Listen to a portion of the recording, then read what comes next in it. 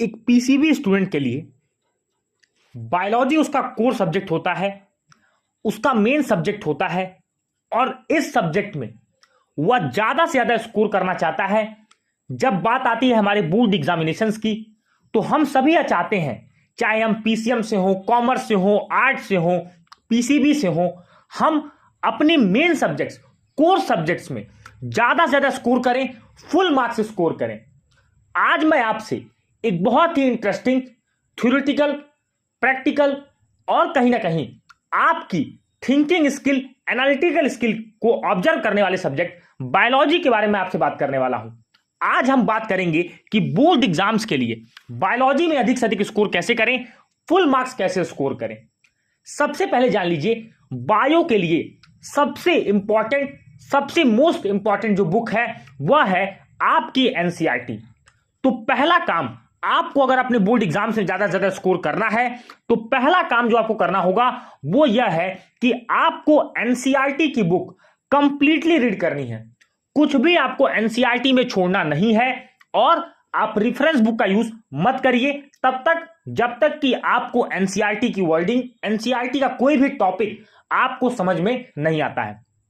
अब बहुत सारे बच्चे पूछेंगे कि क्या सर, बोर्ड एग्जाम्स में अगर हम सिर्फ बायोलॉजी के एनसीईआरटी पढ़ते हैं तो क्या हम फुल मार्क्स स्कोर कर सकते हैं? बिल्कुल आप फुल मार्क्स स्कोर कर सकते हैं, क्योंकि बायो का जो पेपर सेट किया जाता है या कोई भी बोर्ड एग्जाम का जो पेपर सेट होता है वह कहीं ना कहीं एनसीईआरटी को बेस बना करके, एनसीईआरटी में जो मटेरियल दिया होता है उस बेसिस पर आपके क्वेश्चंस फ्रेम किए जाते हैं, आपके क्वेश्चंस बनाए जाते हैं। और पहली बात ये कि बोर्ड एग्जाम्स और नीट के पेपर में बहुत अंतर होता है।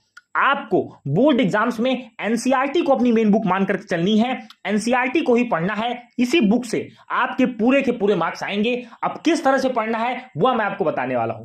सबसे पहले आपको करना यह है कि एनसीईआरटी या जो भी स्टेट बोर्ड में आप पढ़ते हो, जो भी आपकी बेसिक बुक है, उस बुक को आपको रीड ऐसे करना है कि एनसीईआरटी जब आप पढ़ोगे तो आपको ये लगेगा कि हर लाइन इंपॉर्टेंट है, लेकिन ऐसा नहीं होता है। बहुत सारी लाइन ऐसी होती है जिनका कोई भी सिग्निफिकेंस नहीं मिलता है। तो आपको करना यह है कि जब भी आप बुक को पढ़ें, एनसीईआरटी को जब आप पढ़ रहे हो, अपने स्टडी टेबल पे आप बैठे हो, तो आपको अपने हाथ में पेन और हाइलाइटर ये रखना है, जिससे कि आप इंपॉर्टेंट पॉइंट्स, जो भी किसी भी टॉपिक का जो क्रक्स है, जो कि आपको 3 से 4 लाइनों में एनसीईआरटी में मिल जाएगा, 5-6 लाइनों में आपको मिल जाएगा, उसमें आपको वही पॉइंट्स हाईलाइट करने हैं जो आपको उस टॉपिक को पूरी तरह से एक्सप्लेन कर दें। आपको सिर्फ उन्हीं को पढ़ना है। अब जब आप पूरे इंपॉर्टेंट पॉइंट्स को मार्क कर लोगे, पूरे इंपॉर्टेंट पॉइंट्स को पढ़ लोगे, जब आप सेकंड रीडिंग करोगे बुक की, तब आपको सिर्फ वही पॉइंट्स देखने हैं जो आपने मार्क किए थे। उसके अलावा आपको पूरी बुक में कुछ भी नहीं देखना, क्योंकि जब आपने पहली रीडिंग की तो आपको यह पता चल गया कि ये चीजें इंपॉर्टेंट थी और यहीं पर मुझे डाउट हो रहा था, मैंने उन सारी चीजों को मार्क किया है। तो जब मैं बुक की सेकंड रीडिंग करूंगा, यानी सेकंड टाइम जब अपनी एनसीईआरटी की किताब को मैं पढ़ूंगा, तो मैं उन इंपॉर्टेंट पॉइंट्स को ही याद करूंगा। दूसरी बात ध्यान रखिए कि जब आप एनसीईआरटी को पढ़ते हैं तो आपको कोशिश ये करनी है, जितने भी डायग्राम, जितने भी एग्जाम्पल, जितनी भी चीजें, जितने भी एक्सरसाइज के क्वेश्चंस एनसीईआरटी में दिए हैं, इन क्वेश्चंस को, इन डायग्राम्स को बहुत सावधानी के साथ, बहुत ही अटेंशन के साथ आपको पढ़ना है। करना आपको यह है कि जो भी डायग्राम आपको एनसीईआरटी में दिए हैं, ये जान लीजिए कि वो मोस्ट इंपॉर्टेंट डायग्राम्स हैं आपके बोर्ड एग्जाम्स के पेपर के लिए। तो उन डायग्राम्स में जो भी पार्ट्स हैं, जो भी लेबल किए गए हैं, जो भी चीजें उनमें बताई गई हैं, जो भी चीजें उनमें एक्सप्लेन की गई हैं, उन सारी चीजों को आपको अपने दिमाग में रखना है। दूसरी बात, बहुत सारे विद्यार्थी पूछेंगे कि बायोलॉजी में शुरुआत कैसे करनी है। देखिए, आपको अगर बोर्ड एग्जाम में स्कोर करना है तो हमेशा आपके दिमाग में कोई भी सब्जेक्ट हो, चाहे वो मैथमेटिक्स हो, फिजिक्स हो, केमिस्ट्री हो, अकाउंटेंसी हो, बिजनेस हो, आपको हमेशा अपने दिमाग में अपने पेपर का ब्लूप्रिंट रखना है कि किस टॉपिक से आपके कितने नंबर के क्वेश्चन आने वाले हैं। और मैं आपको बता दूं, हमेशा ध्यान रखिएगा, बोर्ड एग्जाम्स में सबसे बड़ी बात होती है कॉन्फिडेंस। तो आपको अगर अपने सब्जेक्ट में कॉन्फिडेंस लाना है तो आपको उस चैप्टर से स्टार्ट करना है जो चैप्टर आपको लगता है कि यह चैप्टर आप इजीली कर सकते हो, इजीली आपको ये चैप्टर समझ में आता है और बोर्ड एग्जाम्स में इसका वेटेज भी बहुत ज्यादा है, यानी वेटेज भी अच्छा खासा है।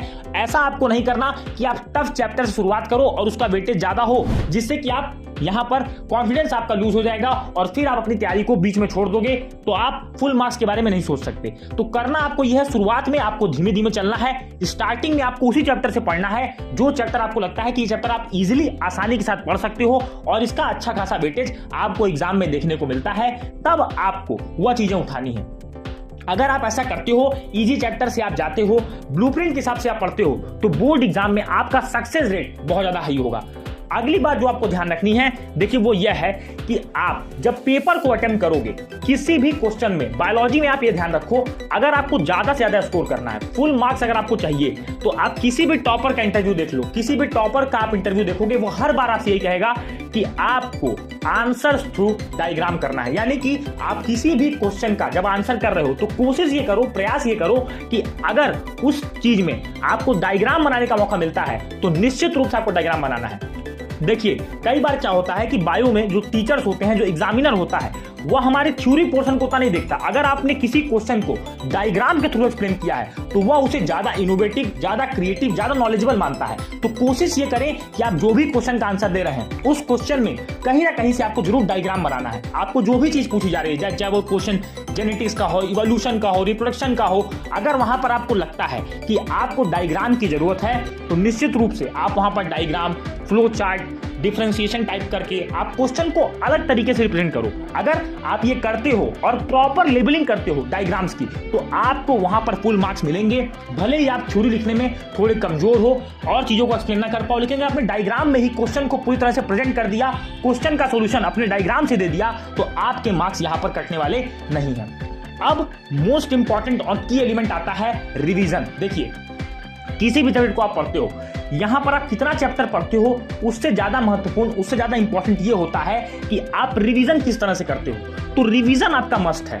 आप कोशिश ये करें कि आप जो टाइम टेबल बनाओगे उसमें आप फिजिक्स के लिए टाइम बनाओगे, केमिस्ट्री के लिए बनाओगे, बायो के लिए बनाओगे, इंग्लिश और आपका जो ऑप्शनल सब्जेक्ट है सभी के लिए आप टाइम मैनेज करोगे। लेकिन कोशिश ये करनी है कि जो भी आप पढ़ें, मान लीजिए कि आपने पूरे वीक में जो स्टडी की, तो एक दिन को ऐसा पिक करिए कि जिसमें आपने बायोलॉजी की जो स्टडी करी है उसका रिवीजन आप जरूर करें।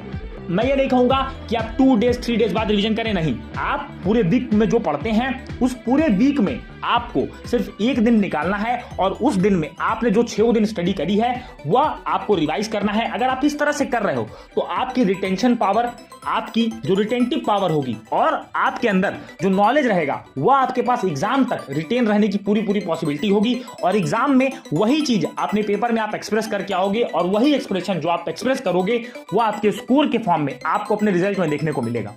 अगली मोस्ट इंपॉर्टेंट चीज है लर्न विथ टेस्टिंग। देखिए आपको करना यह है कि जब आप बायोलॉजी पढ़ते हो, बायोलॉजी एक तरह से थ्योरेटिकल सब्जेक्ट है, कहीं ना कहीं कुछ चीजें यहां पर आपको बहुत रटनी भी पड़ती हैं, चीजें आप डायग्राम के माध्यम से समझते हो, लेकिन फिर भी आपको बहुत सारा data, fact, scientific names learn करने पड़ते हैं। तो इसलिए आपको करना यह है कि आप टेस्टिंग करिए। और टेस्टिंग आप किस तरह से करोगे? बोर्ड एग्जाम्स के जो प्रीवियस ईयर क्वेश्चन पेपर आते हैं, जो मॉडल पेपर्स आते हैं, सैंपल पेपर्स आते हैं, ये आपको उन्हीं के थ्रू टेस्टिंग करनी है। आपको सबसे पहले परचेज करना है प्रीवियस ईयर क्वेश्चन पेपर्स, खासकर 5 सालों के, पिछले 5 सालों के जो क्वेश्चन पेपर्स हैं वह आपके स्टडी टेबल पर होने चाहिए, आपकी बुक के साथ वो आप कॉम्प्लीमेंट करेंगे। जब आप किसी भी चैप्टर को खत्म करोगे तो उस चैप्टर को खत्म करने के बाद जब आप वीकली रिवीजन करोगे उसके बाद आपको उसमें से टेस्टिंग करनी है। ये नहीं कि आपने कोई चैप्टर पढ़ा तुरंत आप उसके क्वेश्चन पे चले गए, नहीं, तुरंत तो आप सारे क्वेश्चन सॉल्व कर दोगे क्योंकि अभी आप चैप्टर पढ़कर आए हो, आपके दिमाग में चीजें रिटेन है। ये आपको तब करना है जब आपको ऐसा लगे कि अब आप चैप्टर्स को एक बार देखना चाहते हो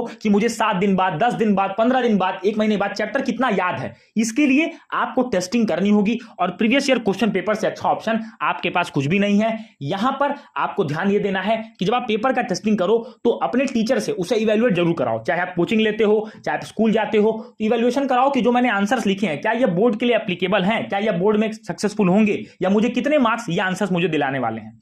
अगली बात ध्यान रखनी है कि आपको make proper and easy notes. देखिए जब भी आप एग्जाम की तैयारी करते हो बोर्ड एग्जाम्स में, तो आपको जो लास्ट टाइम में रिवीजन होता है बहुत मस्ट होता है, उसके लिए आपको बार बार कहा जाता है कि आप नोट्स बनाइए। देखिए बायोलॉजी में आपको scientific names, diagrams, labelling, parts, ये सारी चीजों को यहां पर आपको देखने को मिलते हैं। तो यहां पर जब आप इन चीजों के नोट्स रखोगे तो एग्जाम टाइम में आपका रिवीजन बहुत ईजी हो जाएगा। आपको कोशिश ये करनी है कि आप जो साइंटिफिक नेम्स लिखते हो उनकी स्पेलिंग, कौन से किस चीज का साइंटिफिक नेम है, ये आपको प्रॉपर पता होना चाहिए। अगर आप ऐसा करते हो तो आप बायो में बहुत अच्छा स्कोर करोगे। अब बात आती है, देखिए बिफोर एग्जाम कैसे आपको ये हेल्प करेंगे। जब आप एग्जाम के लिए जाओगे तो एग्जाम की 1 महीने पहले से आपको अपने अंदर 3 चीजें लानी है। एक, प्रीवियस ईयर क्वेश्चन पेपर को आपको सॉल्व करना है, डेली इवैल्यूएशन आपको करना है और जो नोट्स हैं उन नोट्स को क्विक रिवीजन के लिए आपको यूज करना है। इसीलिए आपको कहा जाता है कि आप नोट्स बनाएं। ये कुछ टिप्स थी जिनकी मदद से आप अपने बायो के एग्जाम में एक्सेल करोगे, फुल मार्क्स आप स्कोर करोगे। अगर आप क्लास 12 में बायोलॉजी के स्टूडेंट हो और बोर्ड एग्जाम की तैयारी कर रहे हो तो यह वीडियो आपकी बहुत मदद करने वाला है। मैंने कुछ बेसिक सी इजी बातें आपको बताई हैं, इनको आप फॉलो करिए और बायो के एग्जाम में आप अधिक से अधिक स्कोर करेंगे। मिलेंगे अपने अगले वीडियो में, तब तक के लिए जय हिंद, वंदे मातरम।